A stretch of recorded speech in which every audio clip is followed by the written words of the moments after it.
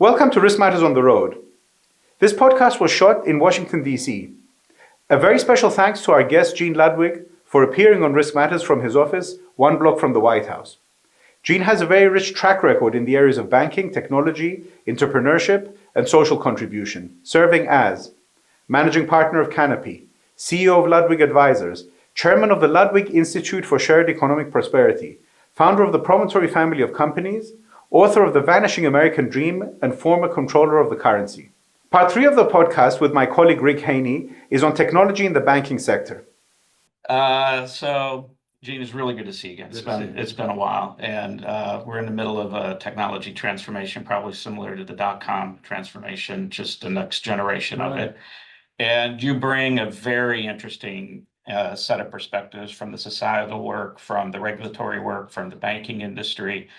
Let's just talk for a minute about what you think the risks and the opportunities are around AI. I mean, we can't have a conversation these days without it touching AI. So why don't we just hit it straight up? And then I got another question behind that one. Sure. I'm a big fan of AI, actually. It's exciting, it's transformational, and I use it. I have several of the systems on my computer, and they're getting better and better. So I'm very excited about the opportunities it presents.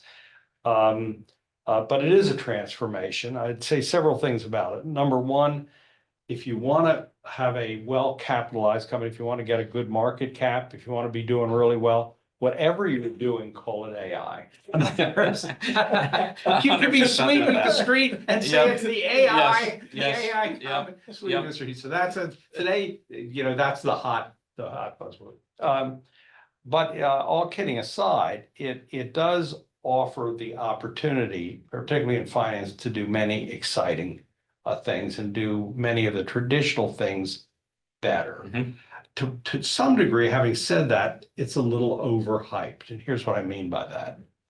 Financial institutions and technology companies have actually been using machine learning and versions of artificial intelligence for some time. Yeah. This isn't brand new. The large language models and the ability of ordinary citizens to use those models productively is brand new and very exciting. Yeah. But a lot of the technology companies that have been providing services the banks have been using earlier versions of this for a long time. Having said that, we're and will be on a march over the next, I would say, longer than people realize, 10, 20 years, as this gets better and better and better and more useful. I'm more of an optimist as to what it can accomplish, but there's certainly dangers, and we're going to have to be very aware of that. Let me give you an example. So in anti-money laundering, artificial intelligence will enhance the ability of the cops to stop anti-money laundering. But at the same time, it will increase the ability of the crooks to use. And they don't have to worry about collusion issues or, return on investments or anything that the businesses have to deal with. They just can do and free form whatever they want to. Right. And so, I think that is a big challenge. Right. So that's one example. Yeah. One of the areas that I think people don't even realize that AI is being applied so effectively is in the call center answering space. Mm-hmm. We've invested, also, as you know, managing director of a venture capital company, and we've invested in one company that does a variety of things with artificial intelligence, but one of them is in the call center area. And you can't tell the person picking up the phone answering a question whether it's a human being or not. And most of the banks have limited the answers from the AI quite a bit. But after the artificial piece has used up the amount of answers that companies allowed it to do, it says, now let me transfer you to one of my colleagues who can answer that question better than me. And they transfer to a human being, but the human being actually uses AI as well as other tools to answer the question. It just filters it to make sure it's right. Yeah, I think That's going to lead into the next question I have, and agentic is kind of the new buzzword that's starting to get more traction, and self-directed workflows and autonomous decision making. And I think it's creating a bit of a concern or a fear factor. I almost feel like we're back in the days of when Netscape was out trying to jump immediately to a digital bank. That was a big leap, but getting a portal up and running made a lot of sense. I kind of feel like that's where we're at right now. When you couple that with the regulatory landscape, I think there's a lot of fear and uncertainty about using AI to make self-directed decisions and self-adjust the workflows. But on the other hand, I almost feel like the regulations these days are requiring the banks to have AI in order to know the things that the regulators are expecting them to know. So on the one hand, we have this fear of AI because we're still learning about it, but we're at another side where we almost have to have AI to be able to respond to what the regulators are expecting. I wonder if you have any thoughts on that, or if you're seeing the same kind of thing. That's a very astute question, Rick, and focus. First, remarkably, and I think it's been one of the best days for U.S. bank regulation. There's been virtually no restraints on the use of AI to date. There's been a lot of cautionary words, there's been a lot of examination, but there haven't been restraints. And I think that's been the right response, because you don't want to strangle the baby in the crib, because the opportunity set is quite large. At the same time, obviously there needs to be some governance here. And you're right, point out the regulators have sort of a bifurcated point of view. On the one hand, they want AI and other tools to be something banks understand and utilize to improve. And one of the areas that's hot, not just AI, but data management is a big thing for the regulators, and the utilization of data, which of course, feeds into AI as well, importantly. But at the same time, the regulators have not gotten their minds over what you're calling agentic decision making. And it is really a funny thing. And I've discussed this with the existing crop of regulators several times.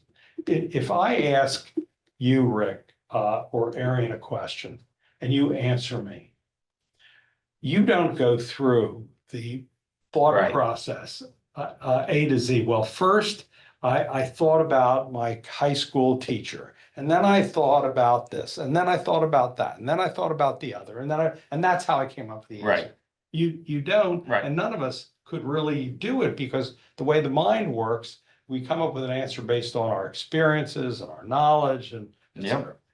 But what regulators tend to want to do with artificial intelligence and other technological tools is to say, no, wait a minute, I'm not sure you ought to be answering that question if I can't see all the steps, how you reasoned it. And it's silly. I've told the regulators, look, anybody who is in the artificial intelligence or other business should try to give the regulators a roadmap for as much as they can of how the tool has worked to come up with the answer. And I will say that our old friend Watson was architected to do that. Exactly well. That. Yes. That was very really well. one of the things it did very, very well. Was to keep a roadmap so that the regulator could understand it. But at the end of the day, there's going to be some component that doesn't, and increasingly so with quantum computing and the more sophisticated, where it just is. Just like the genius of quantum computing, just like the reality of electrons, is they're both here and there at the same time, and they're right. It's not linear, right? And so one's only going to be able to go so far, and I do not think the regulators at the end of the day will shut it down because it can't, give them that linearity. But it is an area of danger, I would say. I think that's an interesting point, because I think right now some of the banking community is afraid that the regulators might shut them down because they can't explain the logic, right? As you said, I think that's really astute. If you take that to the next step, then what do you think the governance and operating models start to evolve to for a bank as they start to incorporate the notion of digital workers or agents performing workflows or work tasks that result in autonomous decisions? So, Well, I think two things. One, well, maybe three things. One, it's initially at least, it's going to have to be somewhat limited and somewhat checked. mhm, Because the way I think one goes about this at the end of the day yeah, is outcomes. In other words, are the outcomes within a testing mechanism, outcomes that are acceptable for the task that we that presented. we bring. So let's say that AI makes all the decisions for lending. One of the areas that is of concern or has been of concern to federal regulators has been whether or not there's discrimination Mhm. as a result of that.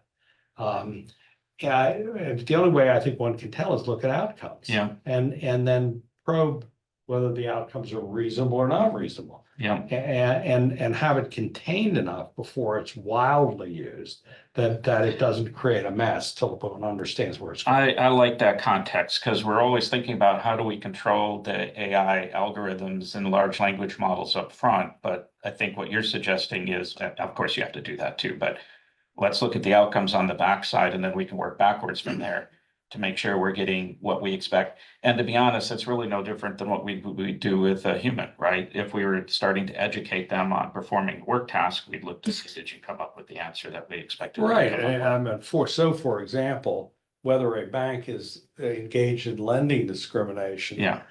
Only in a very little part can you say, well, is the person making the decision a discriminatory bastard? In other words, right? You ask them, say, are you discriminating? They're not going to say, yeah, I discriminate. Of course not is the answer. But the way you determine it, and that's what federal government is, what are the outcomes? Yeah. Are you lending? Hey, you're not lending $1 in the Black communities. Say, it looks like discrimination to me. Yeah. It's outcomes based. And I think I like that. I think that's really good. And some of these lessons are going to help us. You said something earlier that made a lot of sense to me, which was, AI's been around for a long time. I spent a lot of time in the counter fraud space, and we've been using neural networks for 30 years now, probably, right?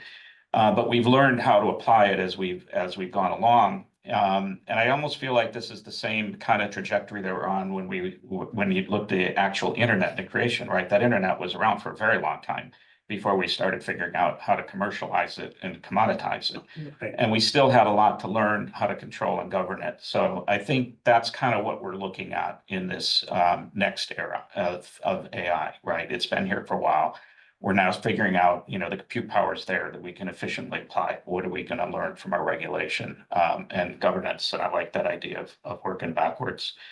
In your role with Canopy, what should we be looking at around the corner that we can't see yet, but that you might have some headlights on? Some things that we should be thinking about that are out there that will be very interesting for us to consider into the future? Well, this probably will not be a satisfying answer, but it's more of a process-driven response.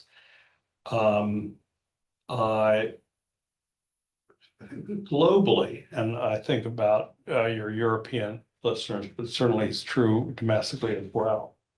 One really wants to cast the net or give the opportunity and look for opportunity as broadly as possible. One of the most interesting things about modern technology and the internet and the use of artificial intelligence and modern communications tools is that it has allowed for the democratization of creativity and sophistication in a way that would have been unthinkable 50 years ago. So you can be in a little village in Africa, you can be in a little small town in the United States and be as sophisticated and as creative as somebody who is in living next to Columbia University Mhm, in New mhm. York. And we find in our investment area, very sophisticated, really useful new investment opportunities, and that means new technologies Yep. being developed in parts of the United States that are not Silicon Valley or New York City or around the big universities. That Okay. we've seen individuals of talent and drive who are connected Yeah. to what's going on all over the place. So I would say if you look around the corner, what are we going to see more of? I think one of the things we're going to see more of is the utilization of people and technology wizardry in all kinds of places in the world that we wouldn't Yeah. have guessed and will be seamless for the way we operate in what today are viewed as the technology sector. I think that actually is very satisfying, because what the answer tells me is it's not a thing, but it's a process, and it's that innovative process, and because it can now be exposed and developed anywhere, that we're going to see more and greater innovations, and we should keep our Yeah, eyes. that is exactly, you capture more articulately than I see. I think the things, a lot of them are beyond our thinking, and that's the Right. neat thing about Yeah. being what I'm doing, venture Yeah, capital. yeah, Somebody comes in with an idea I hadn't thought of Yeah. before. I flip that exactly upside down in this Yeah. regard. I think technology today, and I envy our children, is that anything you can imagine almost Yeah. is likely something that could happen. Yeah. So to Elon Musk's great credit, the notion of a colony on Mars is not Yeah. for good or bad. I mean, I don't know whether, Yeah. but But it's certainly not just conceivable, but it's, I would say at this point, likely. Yeah. Yeah. The ability to create things. The ability to create things Yeah. we never Even thought about before. Right, exactly. I think that's a great thought to end on. I think this was a fascinating conversation. Could sit here probably for another 2 hours I'm sure, and yeah, ask it'd be a a lot of lot fun. more questions, but that was really helpful. And I think hopefully it'll give people some ways to think about things maybe a little different than some of the other things that are out there right now. So appreciate that. Thank you.